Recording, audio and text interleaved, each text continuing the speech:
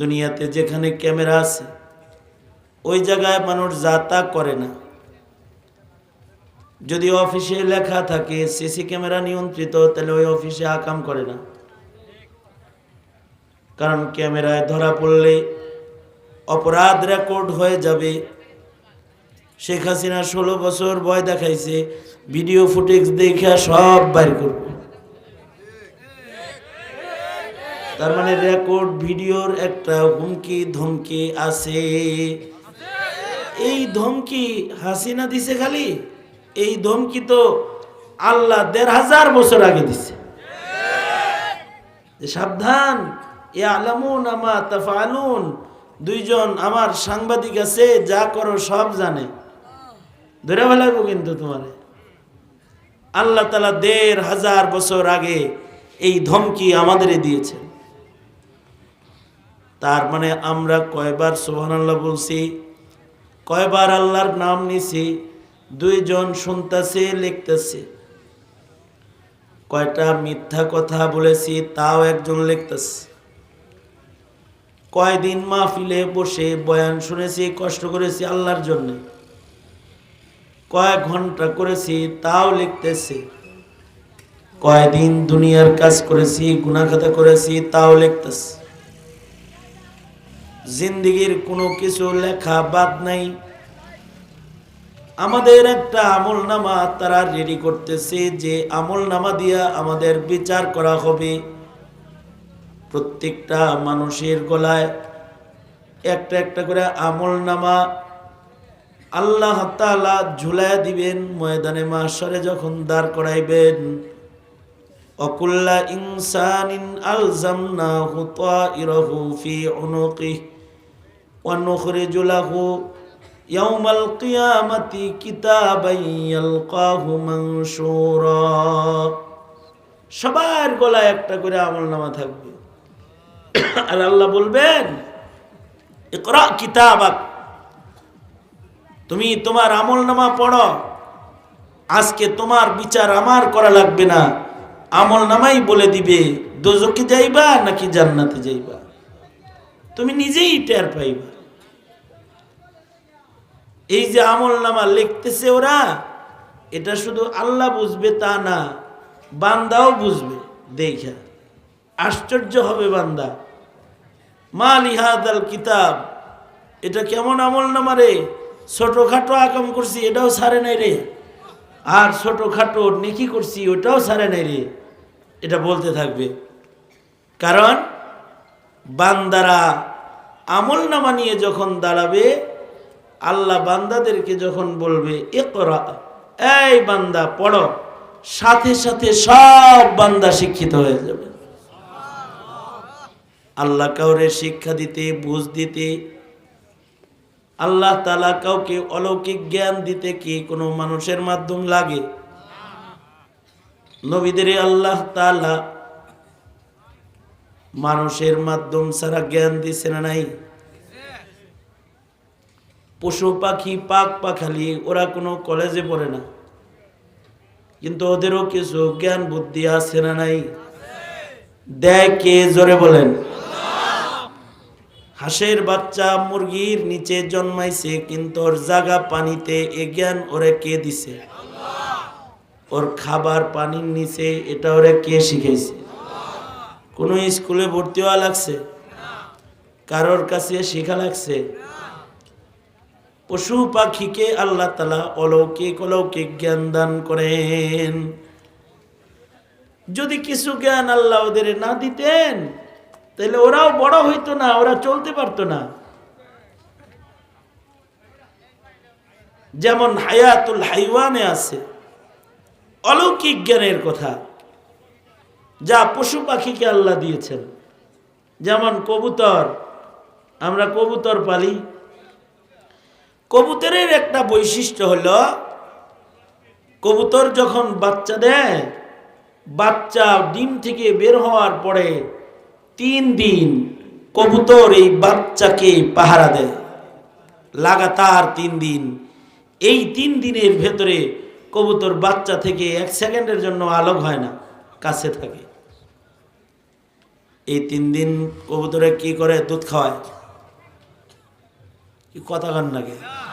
কবুতরের দুধ আছে তো, স্তন আছে না?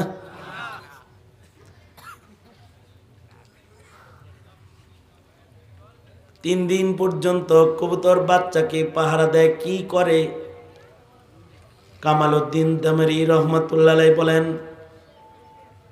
কবুতর তার ইলমের দ্বারায় তার বাচ্চার অবস্থাটা জানে। আমরা বাচ্চার জ্ঞান জানি না। ডাক্তারে মেশিন ফিট করে কয় হার্টে সিদ্রিয়াস, তারপরে জানি। কিন্তু কবুতর তার বাচ্চার পাকস্থলী যে বন্ধ, কবুতর জন্মের পরে তার পাকস্থলী টিউবের মতো এরকম বন্ধ থাকে। আশ্চর্য কবুতরের জ্ঞান, আশ্চর্য তার চোখ। হুদহুদ পাখি যেমন মাটির নিচে কত ফিট দূরে পানি আছে দেখে, কবুতর তার বাচ্চার পাকস্থলী সম্পর্কে জ্ঞান অর্জন করে দেখে, এবং সে তার বাচ্চার বন্ধ পাকস্থলী খোলার জন্য 3 দিন ডিউটি করে। যতক্ষণ পর্যন্ত পাকস্থলী না খুলবে ততক্ষণ পর্যন্ত বাচ্চাকে খাবার মুখে দিলে ওইটা পাকস্থলীতে যাইব না। এ কারণে 3 দিন কবুতর তার বাচ্চার মুখে বাতাস করতে থাকে, দম দিতে থাকে, আর পাকস্থলী ফুলাইতে থাকে। যখন পাকস্থলী ফুইলা যায়, কবুতর বাইরে এসে বাচ্চার জন্য খাবার নিয়ে নিজের মুখে বাচ্চাকে খাওয়ায়। আল্লাহু আকবার জোরে। এই যে কবুতর জ্ঞান অর্জন করল কোন প্রফেসরের কাছে? কোন স্কুলে, কোন কলেজে, কোন শিক্ষকের কাছে? কবুতরকে এই জ্ঞান দান করেছেন কে? জোরে বলেন। বাছুরে আল্লাহ তাআলা জ্ঞান দান করে, বাচ্চাকে আল্লাহ তাআলা জ্ঞান দান করে, ছাগলের বাচ্চারে। জ্ঞানটা কত চমৎকার জ্ঞান! আই তোর মা কিন্তু তোর জন্য কিছু দুধ ভিতরে আটকায় রাখা দিছে, ওগুলো তালা মারা আছে, তোরা মুখ দিয়ে গুতা দিলে তালাগুলা খুলে যাব, তুই চোষণ দিলে খুলে যাবে। এ কারণে বাচ্চা মায়ের স্তনের মধ্যে মুখ দিয়ে গোতা দেয়, গোতা দিলে আবার স্তন দুধ দিয়ে ভরে যায়। এই বাচ্চা ছাগল অথবা বাচ্চা গরুর বাচ্চা, এটাকে মায়ের স্তনের তালা খোলার চাবি যে গোতা, এটা শিখাইছে কে? গৃহস্থ শিখাইছে? শিখাইছেন একজন শিক্ষক ছাড়াই তিনি তার মাখলুককে শিক্ষা প্রদান করেছেন। আওয়াজ করে জোরে বলেন তার নাম কি? যে আল্লাহ কবুতর রে শিখাইতে পারে, হাঁসেরে শিখাইতে পারে, ওই আল্লাহ হাসরের মাঠে মানুষরেও পড়া শিখাইয়া ফেলবে।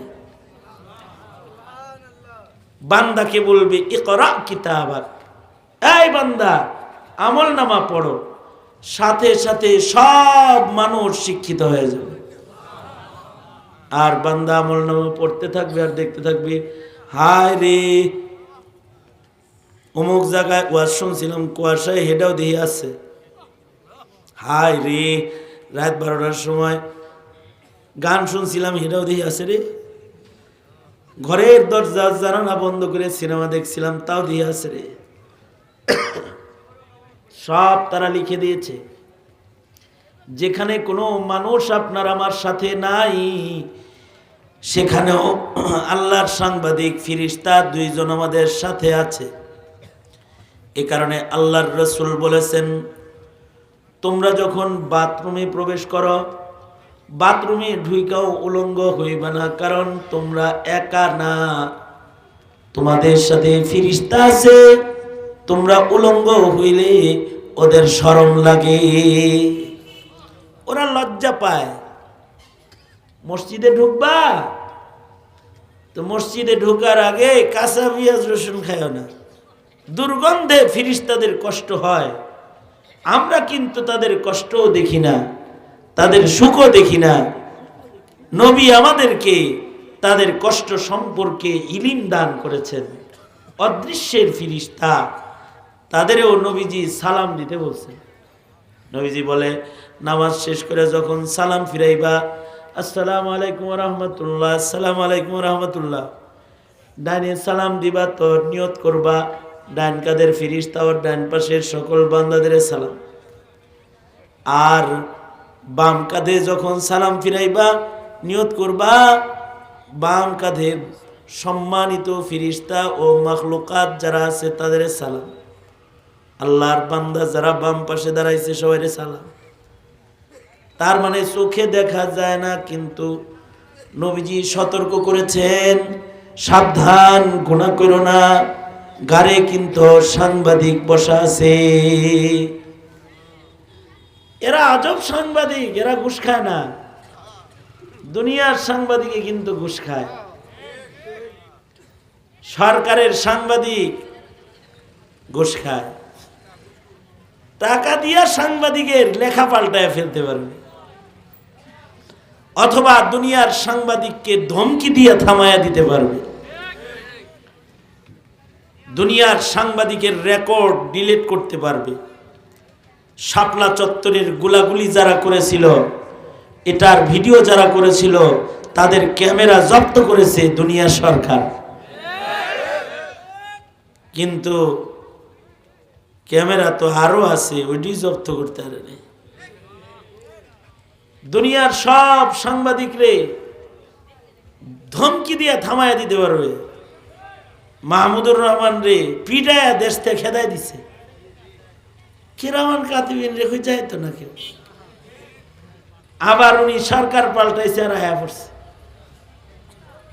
পত্রিকা বন্ধ করে দিছে, লেখালেখিও বন্ধ, আবার চালু হয়ে গেছে।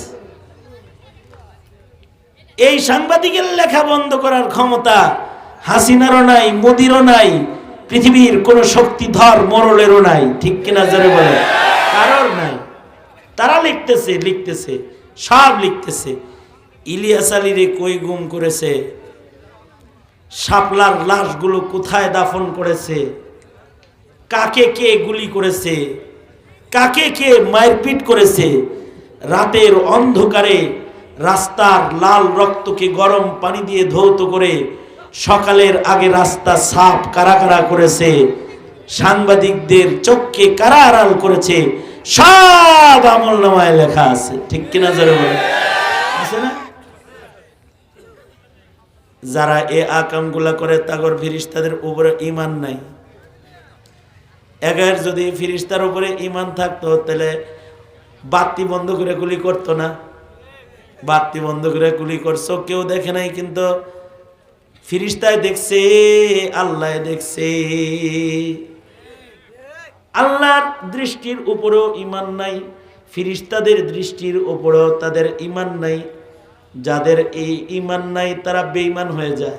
এ কারণেই ছোটবেলায় মক্তবে বাচ্চাকে পড়ানো হয়, আমানতু বিল্লাহি ওয়া মালাইকাতিহি ওয়া কুতুবিহি ওয়া রুসুলিহি ওয়াল ইয়াউমিল আখিরি ওয়াল কদরি খাইরিহি ওয়া শাররিহি মিনাল্লাহি তাআলা ওয়াল বাসি বাদাল মাউত। শেখানো হয় আল্লাহর উপরে ঈমান, আল্লাহর সব সিফাতের উপরে ঈমান, আল্লাহ বাসির এর উপরে ঈমান, আল্লাহ সামি' এর উপরে ঈমান, আল্লাহ কাহ্হার এর উপরে ঈমান, আল্লাহ জব্বার এর উপরে ঈমান।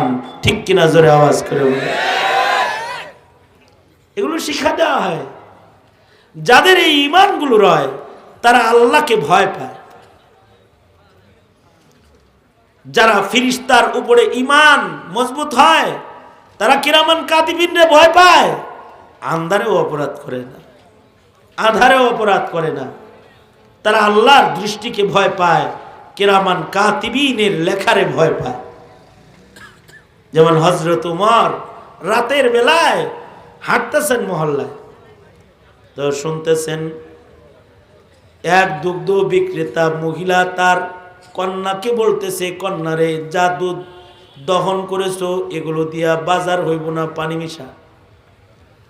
কন্যা বলতেছে, মা দুধে পানি মিশামু, উমর জানলে খবর আছে। মায় কয়, উমরের লোকজন কি এনে আছে নাকি? উমর কি ঘরে আছে নাকি? উমরের লোকজন আছে নাকি যে দেখবে আর উমর আমাদের ডেকে বিচার করবে? মিশাই দে। কিন্তু মেয়ের ইমান বড় মজবুত। মেয়ে বলছে, মা উমর নাই, কিন্তু রাজার রাজা আল্লাহর চোখ তো দেখতেছে, রাজার রাজা আল্লাহর সাংবাদিকরা তো লিখতেছে। আল্লাহু আকবার। মা অন্ধকারেও মিলাইতে পারো না।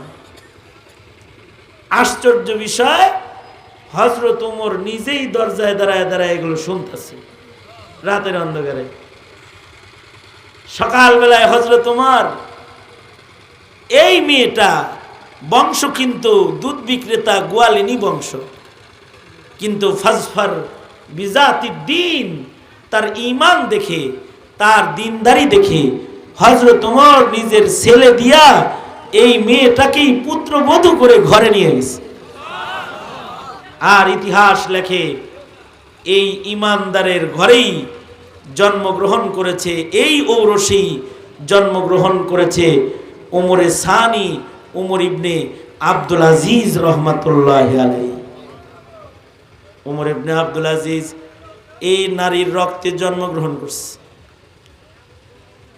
ওমর ইবনে আব্দুল আজিজ রহমাতুল্লাহি আলাইহি হযরত ওমরের ফটোকপি ছিলেন, এ কারণে ওনাকে বলা হয় ওমরে সানি। আর ওনার আমলে শাসন এত মজবুত ছিল, এত সুন্দর সুশাসন ছিল যে ওমর ইবনে আব্দুল আজিজের জমানায় আল বিদায়া ওয়ান নিহায়াতে আছে যে ওমর ইবনে আব্দুল আজিজের শাসন আমলে বাঘ আর ছাগল এক ঘাটে পানি পান করেছে। বাঘ ছাগলের উপরে জুলুম করত না। মানুষ তো ভদ্র ছিল, জঙ্গলের হিংস্র প্রাণীরাও ভদ্র হয়ে গিয়েছিল। এটা ওমর ইবনে আব্দুল আজিজ রহমাতুল্লাহের কারামত। ওমর ইবনে আব্দুল আজিজের কারামত এটা যে ওনার কথা, ওনার শাসনের ভাষা, ওনার আইন শুধুই মাত্র মানুষ মানত তা না, জঙ্গলের প্রাণীরাও ওনার আইন মানত। উনি যেদিন ইন্তেকাল করলেন সেদিন এক বৃদ্ধা নদীর ধারে দাঁড়ায় রয়েছে, থালাবাটি ধুইতে গেছে নদীর ধারে, আর নদীর ঘাট থেকে চিৎকার শুরু করেছে। নদীর ঘাট থেকে চিল্লাইতেছে, এই ওমর ইবনে আব্দুল আজিজ মারা গেছে, ওমর ইবনে আব্দুল আজিজ মারা গেছে। এখনকার মতো তো মোবাইলের আমল না, মিডিয়ার আমল না যে একজন এক জায়গায় মরল আর সারা দুনিয়া প্রচার করল। ওই যুগে মিডিয়া ছিল না, খবর এক জায়গার থেকে আর এক জায়গায় যাইতে মাসের পর মাস লেগে যেত। কিন্তু এই মহিলা চিল্লাইতেছে ওমর ইবনে আব্দুল আজিজ মারা গেছে। কয়েকদিন পরেই শহর থেকে একটি কাফেলা ব্যবসা শেষ করে গ্রামে গেছে। লোকেরা মুসলিমিন হযরত ওমর ইবনে আব্দুল আজিজ বাচ্চা আছে না মারা গেছে?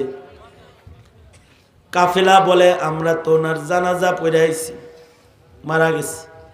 কবে মারা গেছে? অমুক দিন মারা গেছে। হায় হায়, অমুক দিন মারা গেল, এটা বুড়ি জানলো কেমনে? সবাই মিলা বুড়িকে যায় বলে, এই বুড়ি, কোথায় ওমর ইবনে আব্দুল আজিজ মারা গেছে? খলিফা মরছে, তুমি কেমনে খবর পেলে? বুড়িমা বলে, আমি আমার নিজের চোখে ওমর ইবনে আব্দুল আজিজের শাসনামলে এ নদীর ঘাটে বাঘ আর ছাগলকে এক ঘাটে পানি পান করতে দেখেছি। বাঘ ছাগলের উপরে আক্রমণ করত না। সেদিন দেখলাম বাঘ হঠাৎ করে ছাগলের রক্ত খাইতেছে, ছাগলকে আক্রমণ করেছে। দৃশ্য দেখে আমি বুঝেছি ওমর ইবনে আব্দুল আজিজ বাঁচা থাকলে পরে এটা পারত না, এটা ওনার কারামত। আজকে উনি জমিনে নাই, তাই জঙ্গলের হিংস্র প্রাণী আবার হিংস্র হয়ে গেছে। কারণ রাজার প্রভাব প্রজার উপরে পড়ে। রাজা যদি জালেম হয়, প্রজাও জালেম হয়। রাজা যদি খুনি হয়, প্রজাও খুনি হয়। রাজা যদি চোর হয়, প্রজাও চুরি করে। রাজার অনুসারী যারা, তারাও চোর ডাকাত হয়ে যায়, দেশ শূন্য হয়ে যায়। পিছনে তার নমুনা দেখেন নাই? পিছনের ইতিহাসে দেখেন নাই? পড়েন নাই ইতিহাসে? রাজা খারাপ হইলে প্রজা খারাপ হয়ে যায়। আর রাজা যদি ভালো হয়, প্রজা ভালো হয়ে যায়। রাজা মুত্তাকি তো প্রজা মুত্তাকি। শুধু প্রজা মুত্তাকি না, জঙ্গলের প্রাণীরাও মুত্তাকি হয়ে যায়। আল্লাহু আকবার জোরে করে বলেন। রাজার প্রভাব প্রজার উপরে না, শুধু প্রাণীর উপরেও পড়ে। মানুষের উপরে না, খালি জঙ্গলের প্রাণীর উপরেও রাজার কর্মকাণ্ডের প্রভাব পড়ে। আব্দুল্লাহ ইবনে আব্বাস রাদিয়াল্লাহু আনহুমা উনি বর্ণনা করেছেন, পূর্বের যুগের এক রাজা ছিল, সে শিকার কাজে জঙ্গলে গেছে। শিকার কাজে পাখি শিকার করতে গেছে। তো পাখি শিকার করতে যায়, রাজা পাখি শিকার করতে যায় সন্ধ্যা হয়ে গেছে। সন্ধ্যা হয়ে গেছে, থাকবো কই?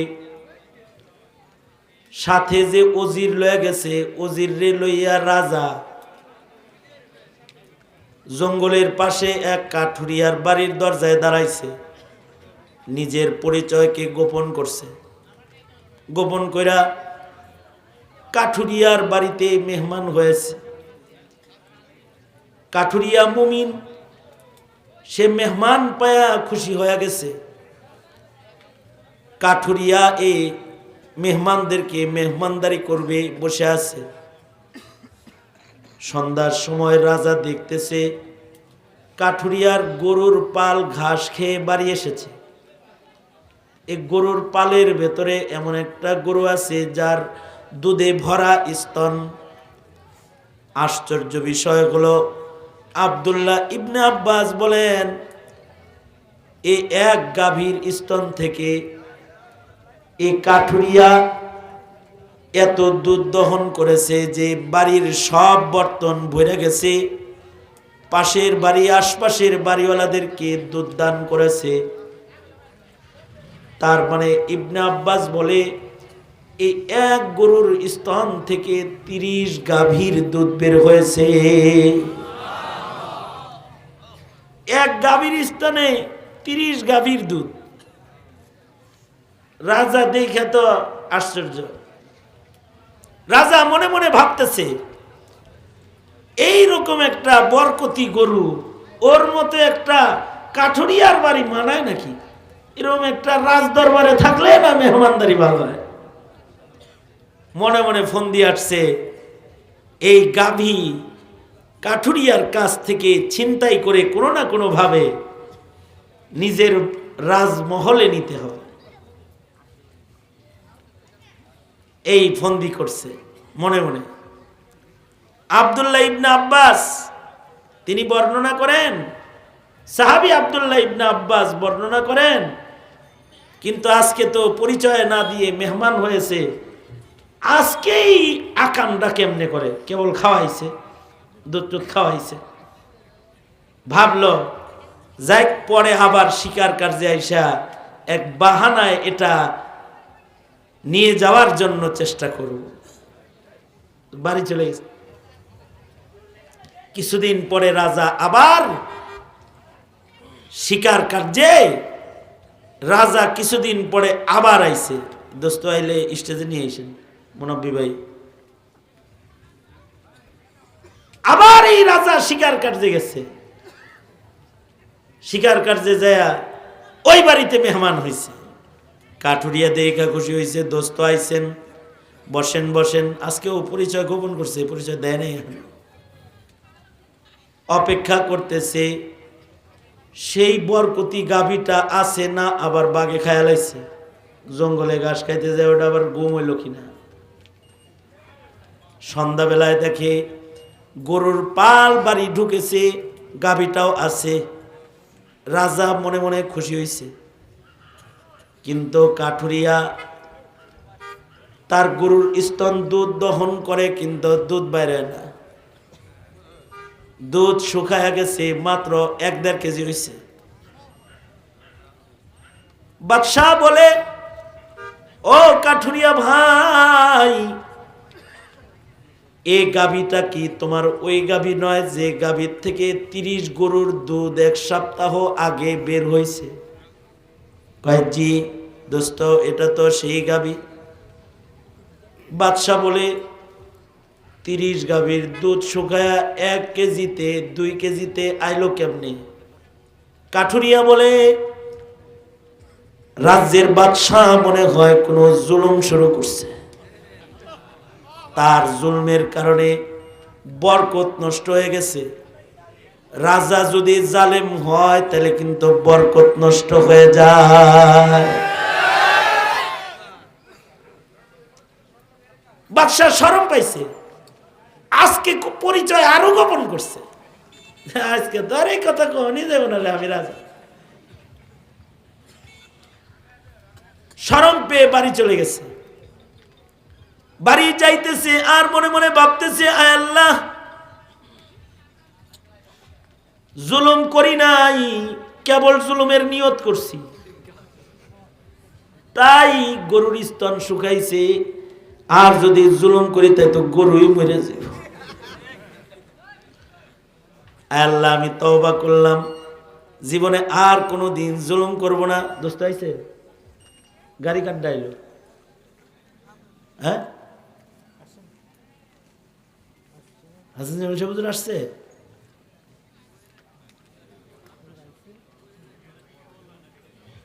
খবর নেন, খবর নেন। এই কুয়াশার ভিতরে মাহফিল বেশি সময় চালানো না যাইজ।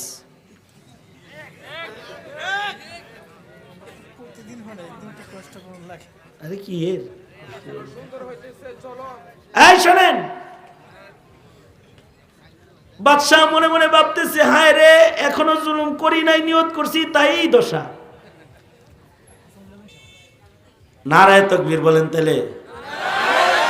আমি নারায়ে তাকবীর বলবো, আপনারা বলবেন আল্লাহু আকবার। নারায়ে তাকবীর, নারায়ে তাকবীর, আল্লাহু আকবার। আল্লামা হাসান জামিল সাহেবের আগমন, এই তাকবীর আরো জোরে করে বলেন। হাসান জামিল সাহেব হুজুরের আগমন, নারায়ে তাকবীর, তাদের নিয়ে শোনেন। বাদশাহ আব্দুল্লাহ ইবনে আব্বাস বলেন, বাদশাহ শরম পায়া তাড়াতাড়ি তওবা করছে, আল্লাহ, জালেম হবো না, জুলুম করা তো দূরের কথা, জুলুমের নিয়ত করব না।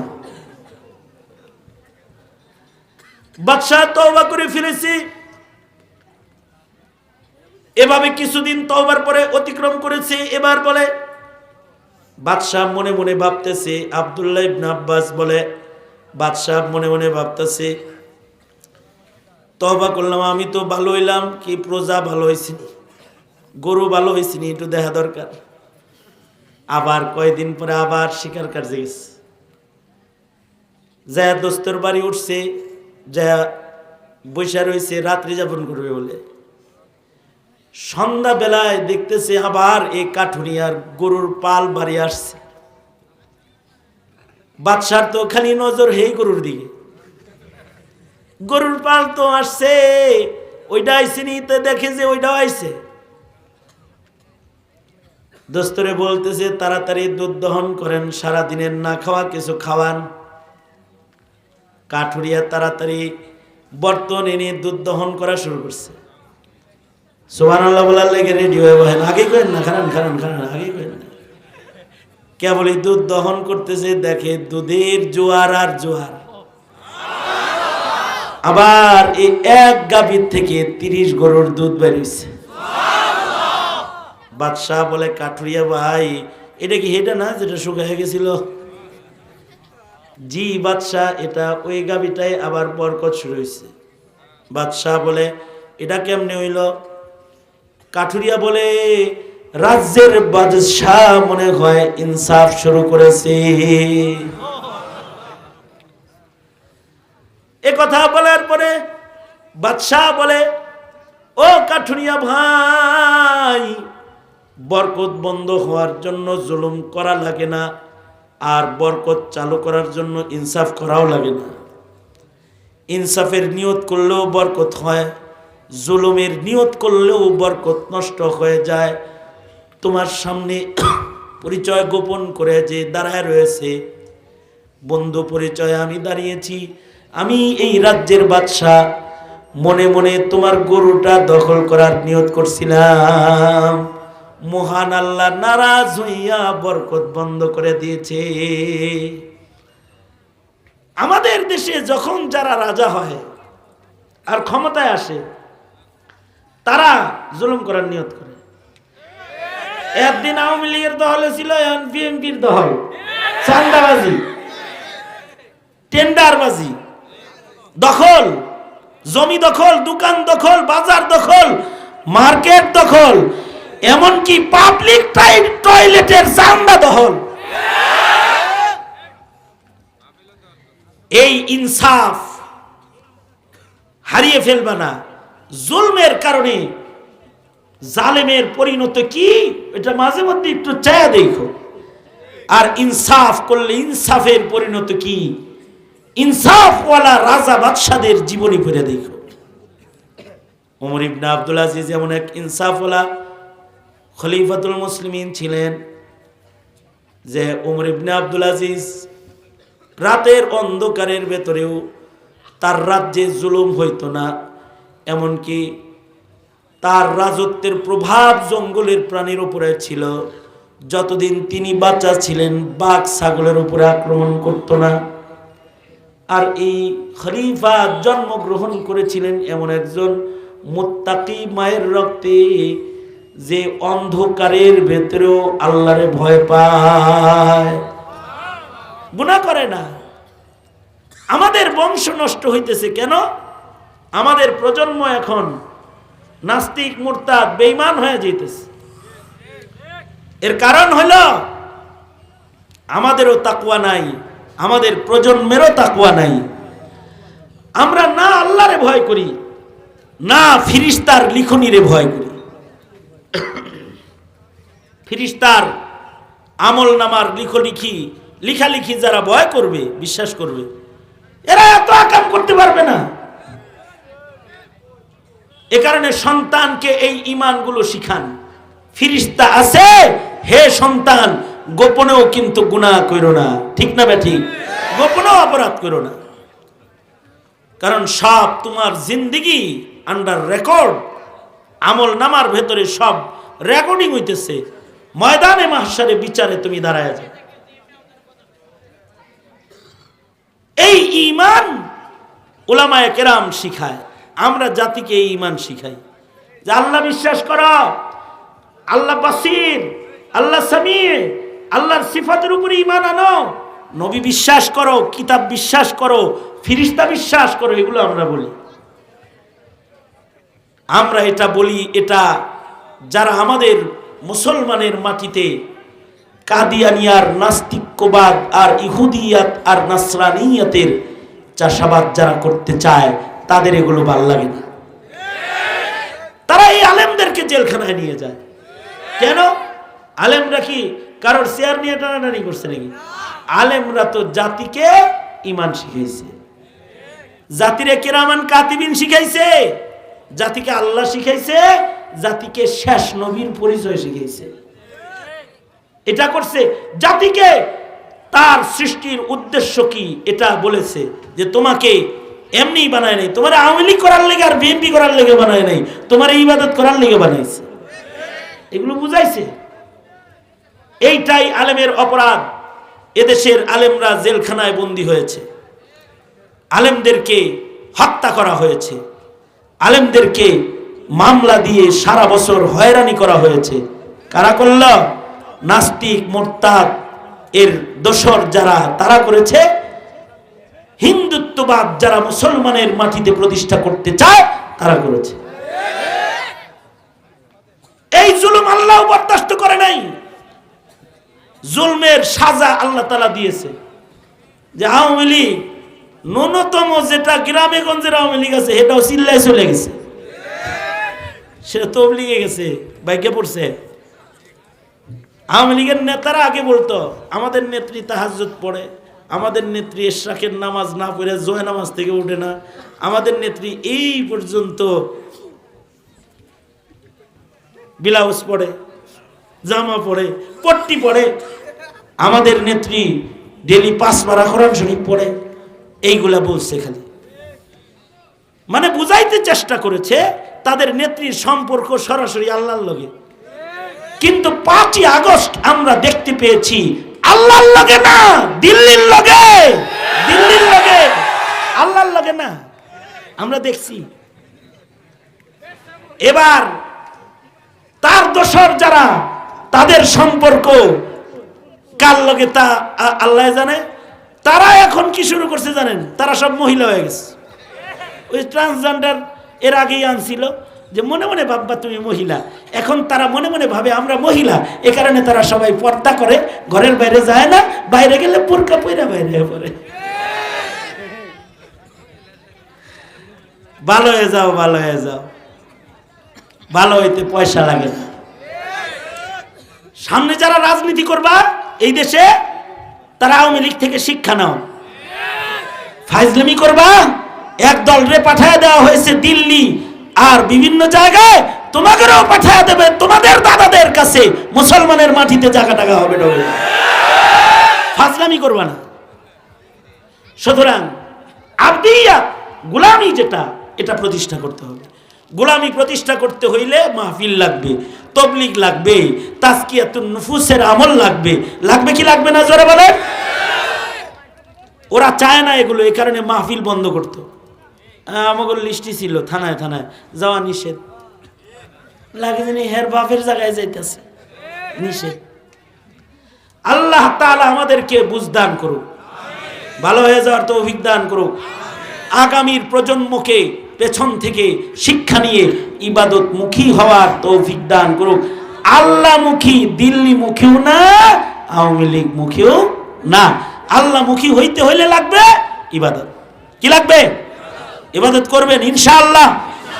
শুধু করবেন না, করাইবেন ইনশাআল্লাহ। ঘরের সকলকে ইবাদত করান, সমাজের মানুষকে ইবাদত করান, ইনসাফ কায়েম করেন, জঙ্গলের প্রাণীও ভালো হয়ে যাবে। আল্লাহ আমাদের তৌফিক দান করুন, আমিন। আমি অসুস্থ রোগী মানুষ, কিছু কথা বসে বসে বললাম, দোস্ত আয়া পড়ছে। এখন আখেরি আলোচনা দোস্ত করবেন, আখেরি মোনাজাত করে আপনারা যাবেন।